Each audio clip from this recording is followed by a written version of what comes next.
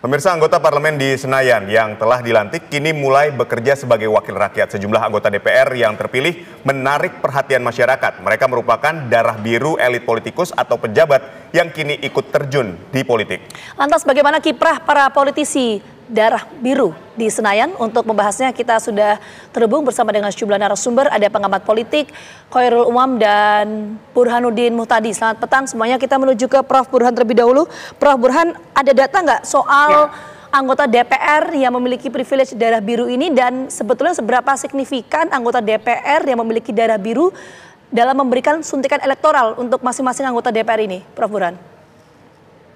Ya, data Litbang Kompas menunjukkan ada peningkatan yang cukup tajam ya. Jadi berdasarkan hasil penelusuran Kompas, kemudian juga Formapi, itu ada indikasi yang cukup kuat dari 732 anggota MPR, 580 adalah anggota DPR, plus 152 anggota DPD, total 732, itu 285 diantaranya, atau kurang lebih sekitar 39%, itu punya ikatan kekerabatan dengan pejabat publik atau tokoh politik nasional. Jadi ini indikator dari politik dinasti, Vita, yang menunjukkan sekali lagi kalau kita isolasi khusus di kalangan anggota DPR itu ada 220 dari 580 yang punya ikatan politik dinasti. Dan sekali lagi menunjukkan betapa politik dinasti ini mengalami normalisasi. Jadi ini yang menjelaskan mengapa misalnya isu politik dinasti yang sempat kuat ditembakkan ke pasangan Prabowo Gibran dalam konteks Pilpres itu kurang punya dampak secara elektoral, karena normalisasi politik dinasti terjadi secara masif di semua cabang kekuasaan, termasuk sampai pada tingkat kepala desa. Jadi kalau ditanya seberapa besar dampaknya, ya tentu saja dampaknya yang paling utama ya secara elektoral, kalau misalnya politik dinasti mengalami normalisasi, ya pertama partai menjadi lemah karena partai tidak diinstitusionalisasi, partai menjadi brand keluarga. Jadi brand keluarga lebih penting ketimbang pelembagaan partai. Yang kedua, kenapa ini subur, kenapa para caleg yang terindikasi punya ikatan kekerabatan itu terpilih, itu ya kedua karena tidak ada larangan juga dinasti politik ikut pemilu. Jangan lupa DPR pernah mengeluarkan produk undang-undang yang melarang keluarga inti untuk maju dalam pertarungan pemilu, tetapi MK kan membatalkan karena alasan melanggar hak asasi manusia. Dan ini yang kemudian menyuburkan praktek politik dinasti. Dan terakhir ya itu berkaitan dengan sikap pemilih kita yang relatif tidak begitu anti dinasti. Dan itu yang menjelaskan mengapa kemudian tokoh-tokoh yang punya ikatan ya dengan tokoh nasional kemudian maju dalam kontestasi elektoral termasuk dalam pemilu, apalagi kita pakai sistem proporsional terbuka, itu kemudian melenggang secara nyaman ke dalam Senayan, gitu ya. Jadi ini faktor-faktor yang membuat politik dinasti begitu kuat. Tentu dampaknya sangat banyak sekali, Vita, ya, mengganggu proses rekrutmen dan kaderisasi partai. Karena biasanya calon yang punya ikatan politik dinasti itu mendapatkan banyak privilege, mulai dari soal nomor urut, kemudian soal kemudahan. Kalau misalnya gagal juga bisa tetap dilantik sebagai anggota DPR, seperti yang terjadi belakangan ya. Ada 2 anggota DPR dari PD Perjuangan yang mundur untuk memuluskan seorang caleg yang kita tahu cucu Bung Karno untuk menggantikan Bu Sri Rahayu dan seterusnya. Baik. Jadi hal-hal semacam ini harus jadi catatan supaya partai politik kita itu mengalami pelembagaan. Jangan sampai brand keluarga lebih penting ketimbang struktur partai. Baik, kita ke Mas Umam. Bagaimana Anda melihat wajah baru DPR yang diisi oleh anak, keturunan, dan kerabat dari elit politik atau tadi yang disebut politik dinasti di MPR DPR? Jumlahnya ada 285 atau 39%. Apakah ini juga merupakan bagian dari privilege seperti yang tadi disebutkan oleh Prof. Burhan? Silakan Mas Umam. Iya, Mas Adit, yang disampaikan Mas Burhan tadi beberapa hal cukup mendasar ya, dan memang itu menjadi tren sebenarnya bukan hanya di level Indonesia, tapi juga sebenarnya terjadi di banyak negara. Tetapi dalam konteks Indonesia, karakter dari kekuasaan Indonesia itu memang bercorak paternalistik atau bercorak patrimonial, sehingga kemudian simbol-simbol nama yang kemudian terfokus pada kekuatan brand keluarga atau nama-nama besar seorang politisi seringkali kemudian menjadi magnet politik yang kemudian betul-betul mampu mengkonsolidasikan dan juga mengkooptasi mesin politik yang ada. Dalam konteks ini adalah dalam sistem kepartaian.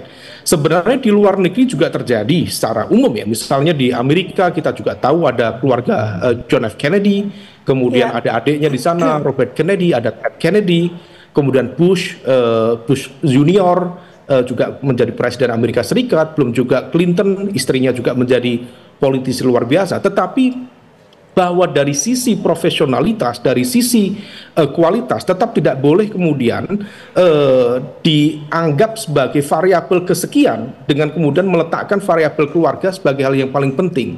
Nah, ini yang kemudian menjadi titik pembeda. Seringkali di Indonesia, terutama kalau misal kita merujuk pada komposisi DPR yang baru, ada setidaknya pasangan suami istri masuk bersama-sama di Senayan. Ada juga komposisi ibu dan anak juga cukup banyak yang berada di Senayan.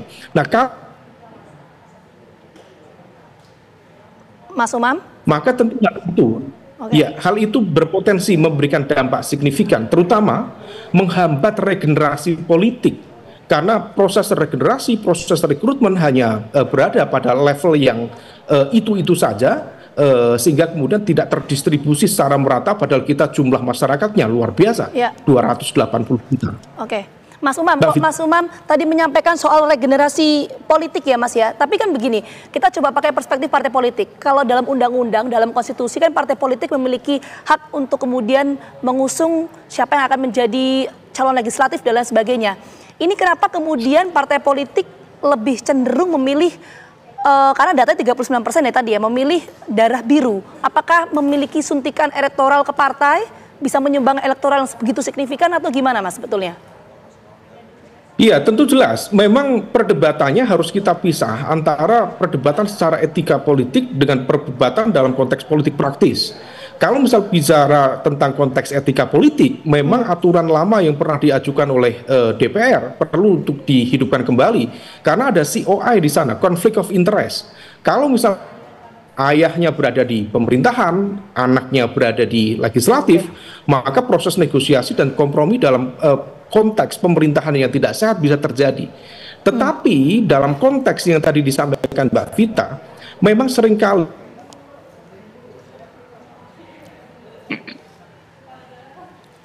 nampaknya yang bertingkat dari keluarga itu juga kemudian bisa menciptakan oligarki lokal. Nah, oligarki lokal inilah yang menjadi mesin politik yang efektif untuk mengumpulkan suara.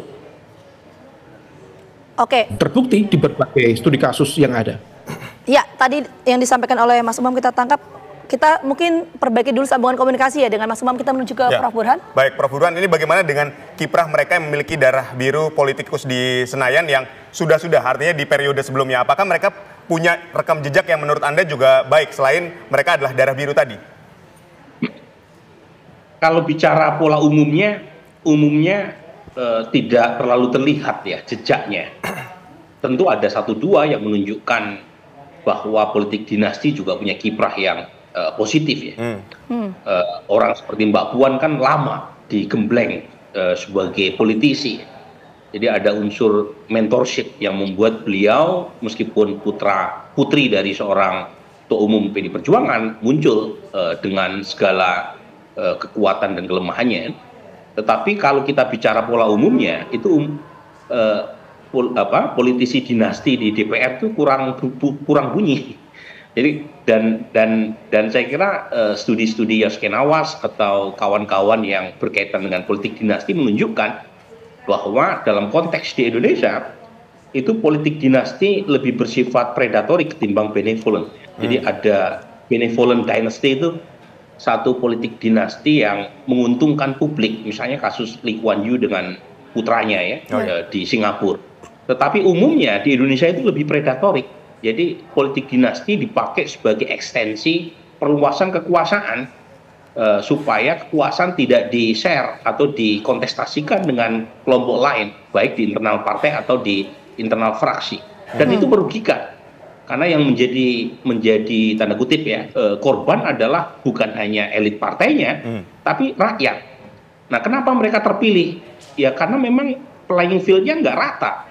Jadi banyak caleg dari mereka yang punya hubungan dinasti dengan tokoh politik di internal maupun tokoh nasional itu mendapatkan privilege yang besar, mulai dari nomor urut, kemudian sumber daya, kemudian struktur partai juga dipakai untuk karpet merah agar caleg tadi bisa lolos dengan mudah gitu ya.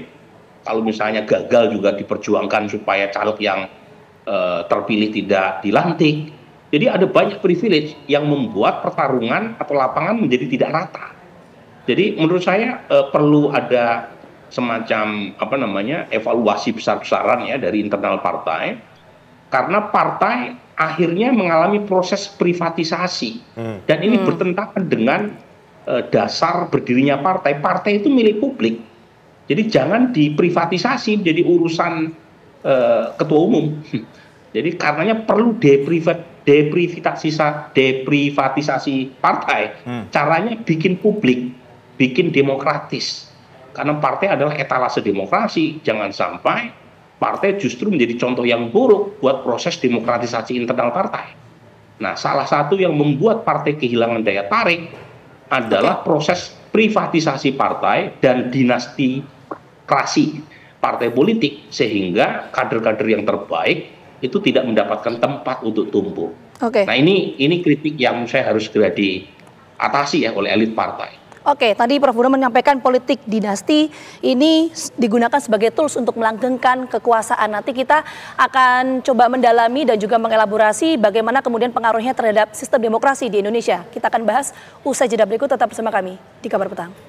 Kita langsung menuju ke Mas Umam. Mas Umam, kok tadi Prof. Burhan menyampaikan bahwa politik dinasti ini sebagai alat atau tools untuk melanggengkan kekuasaan. Tapi bagaimana perspektif soal para anggota DPR memiliki darah biru ini kan merupakan warga negara juga ya, memiliki hak politik untuk bisa maju sebagai calon legislatif. Bagaimana menjawab soal ini?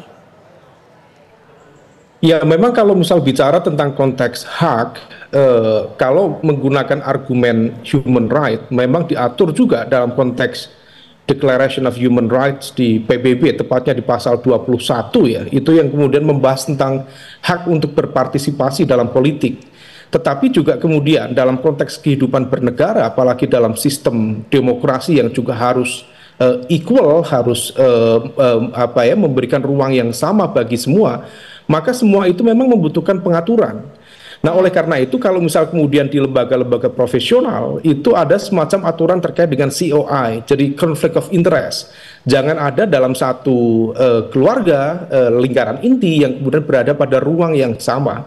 Karena kalau misal tidak, itu lagi-lagi bukan hanya menciptakan hambatan dalam proses regenerasi politik, tetapi juga menciptakan anomali dalam konteks tata kelola pemerintahan, juga efektivitas pemerintahan, dan juga memperkuat tadi basis oligarki lokal yang justru menjadi instrumen yang memfasilitasi fenomena-fenomena seperti ini. Nah, oleh karena itu ke depan kalau misal kemudian pemerintah termasuk juga DPR berpikir lebih progresif, ada baiknya memang di Undang-Undang MD3 misalnya diatur sekali lagi bagaimana kemudian aturan lama yang dulu pernah dimiliki oleh DPR untuk ditinjau ulang, tidak kemudian dibuka secara merata sehingga kemudian membuka ruang yang begitu terbuka bagi hadirnya fenomena seperti ini. Kalau hanya dari sekian 580 kursi di DPR, kemudian di DPD, termasuk MPR sebagai gabungan, kemudian memberikan ruang yang rasa-rasanya hanya di lingkar keluarga inti tertentu saja, saya pikir itu adalah bagian dari proses yang menunjukkan kemunduran demokrasi. Tidak ada perdebatan atau tidak ada perbedaan secara substantif yang justru akan melahirkan cara pandang dalam konteks demokrasi yang anomali, tetapi juga dalam konteks pemerintahan menunjukkan kemudian tren yang semakin tidak profesional dan juga tidak begitu kredibel ke depan. Mbak Vita. Baik, kita ke Prof. Burhan. Prof. Burhan, ini kan kalau misalnya tadi Anda katakan bahwa ada privatisasi partai, kemudian ada privilege yang diberikan, tapi kan di sini masyarakat sebagai pemberi suara atau sebagai pemilih juga tidak hanya menjadi objek, tapi dia juga bisa menjadi subjek untuk memberikan suaranya kepada darah biru politik atau tidak. Ini seperti apa, Prof? Ya, Ya betul ya. Jadi ini peran publik menjadi sangat krusial. Sepanjang publik tidak memberi semacam punishment kepada caleg atau calon pejabat publik yang berafiliasi dengan politik dinasti dan kinerjanya buruk, ya sepanjang itu pula dinasti politik akan tumbuh subur gitu ya. Jadi ini terlihat pola-pola politik dinasti yang makin beraneka ragam nih Aditya ya. Ada dinasti politik warisan keluarga. Jadi suatu daerah itu berganti-ganti aja tuh, dari suami ke istri, kemudian ke anak, itu udah muncul di beberapa daerah seperti itu. Kemudian ada dinasti politik lintas cabang kekuasaan. Misalnya kayak kasus Kutai Timur, itu suami bupati, istrinya DPRD gitu ya. Kemudian ada juga dinasti politik lintas daerah kayak di Banten ya. Kemudian di Sulawesi Selatan ya, ada yang berkuasa di Serang, ada yang berkuasa di Kabupaten Serang, di Tangsel dan seterusnya. Jadi memang menjadi sangat dominatif ya politik dinasti belakangan, dan itu menjadi salah satu ciri menurunnya demokrasi kita, karena salah satu unsur pokok demokrasi adalah persaingan, dan dinasti ini itu mengurangi persaingan di level elit, karena dinasti politik mendapatkan kayak semacam privilege atau karpet merah. Yang kedua, mengurangi persaingan pada tingkat masyarakat. Ya. Karena tadi mereka punya sumber daya yang kuat, termasuk urusan politik. Iya, Prof. Burhan, mungkin saya ingin perjelas dulu pertanyaan. Pertanyaan maksudnya begini, ini kan kita tahu ya bahwa dalam sistem pemilu ini kan rakyat memiliki hak suara untuk memilih. Nah, tapi pada faktanya ini mereka-mereka yang memiliki darah biru akhirnya terpilih di Senayan atas dasar pilihan masyarakat. Jadi ini yang salah apa? Dalam sistem di masyarakatnya kah, sistem politiknya atau gimana? Ya, kan sistem proporsional terbuka kalau dalam konteks pemilu legislatif, itu kan suara terbanyak yang akan maju atau terpilih sebagai anggota DPR kan. Nah, orang nggak mungkin milih kalau nggak kenal. Nah, kalau misalnya caleg dinasti itu ditempatkan di peringkat pertama, meskipun dalam sistem proporsional terbuka, nomor urut itu tidak penting, tetapi studi empirik saya menunjukkan caleg yang lolos umumnya adalah caleg dengan nomor urut kecil 1, 2, 3. Nah, caleg dinasti umumnya berada di peringkat 1, 2, 3. Itu udah tidak adil, fitnah. Yang kedua, mereka mendapatkan sumber daya yang besar untuk sosialisasi, untuk menggunakan struktur partai, untuk pasang baliho spanduk dan menggunakan tim canvassing secara masif. Dan itu lagi-lagi tidak adil kepada caleg yang kompeten tetapi logistiknya cekak gitu. Caleg gua apa? Jadi orang kan nggak mungkin milih kalau misalnya mereka tidak mengenal para caleg yang kompeten. Dan ini yang saya sebut tadi. Jadi saya tidak ingin mengatakan bahwa masyarakat tidak bisa kita mintai pertanggungjawaban, tapi studi di Brazil itu menarik itu. Di Brazil, kenapa caleg dinasti itu lolos? Karena mereka umumnya tidak tahu catatan rekam jejak negatif dari caleg dinasti tadi. Ketika diinformasikan bahwa caleg dari Brazil tadi punya catatan merah terkait dengan korupsi, masyarakat nggak mau pilih. Baik. Nah, jadi di Indonesia umumnya memilih karena faktor yang sangat basic. Mereka hanya kenal sama yang mereka pilih. Dan umumnya caleg yang punya popularitas tinggi adalah caleg dengan kekuatan sumber daya yang baik dan mendapatkan privilege, dan mereka umumnya punya hubungan kekerabatan dengan elit partai. Ya, baik. Semoga apa yang disampaikan hari ini, kritik maupun masukan disampaikan ini dapat menjadi masukan bagi mereka yang hari ini terpilih di Senayan. Terima kasih sekali lagi kepada Prof. Burhan dan Mas Umam atas partisipasinya di dialog pada hari ini. Selamat sore, sehat selalu dan sukses selalu.